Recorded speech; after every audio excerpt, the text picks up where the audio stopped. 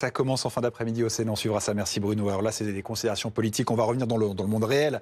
Les métiers en tension, l'article 3 qui permet d'accélérer la régularisation des sans-papiers qui travaillent donc dans les secteurs en tension. C'est quoi les secteurs en tension? Les éclaireurs avec Fanny Wegscheider.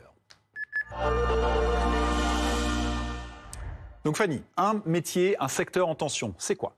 Alors c'est très simple à comprendre, hein. C'est un métier dans lequel la main-d'œuvre est vraiment très minoritaire et quasiment inexistante par rapport aux forts besoins en recrutement. Hier, chez nos confrères de France 3, Olivier Dussopt a expliqué qu'il y en aurait environ une soixantaine de métiers en tension.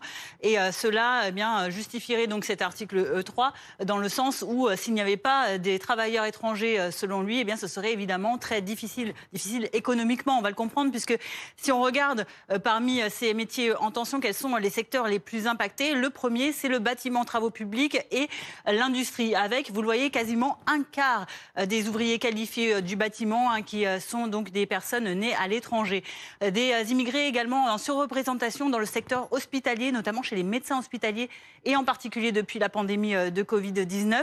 Et donc le deuxième secteur le plus impacté, vous l'avez compris, c'est la santé ou encore le service à la personne. Et puis, troisième secteur particulièrement touché également, c'est l'hôtellerie et la restauration, avec là aussi quasiment un cinquième à un quart de cuisiniers ou de commis de cuisine qui sont nés en dehors de France. Comment se passent les choses actuellement, Fanny, et que propose du coup le projet de loi de Gérald Darmanin? Ce qui se passe actuellement, c'est que depuis 2012, il existe une circulaire, la circulaire Valls, qui permet de régulariser certains travailleurs, 7 à 8 000 par an, et cela s'ils sont présents s'ils travaillent depuis un certain nombre de mois par rapport à leur présence en France, à condition d'avoir un contrat de travail ou une promesse d'embauche. Et ensuite, c'est les préfets qui décident si oui ou non ils accordent ce titre de séjour. La demande doit être faite par les employeurs, à l'inverse de ce qui est proposé dans l'article 3, où là, les travailleurs eux-mêmes peuvent demander donc cette régularisation.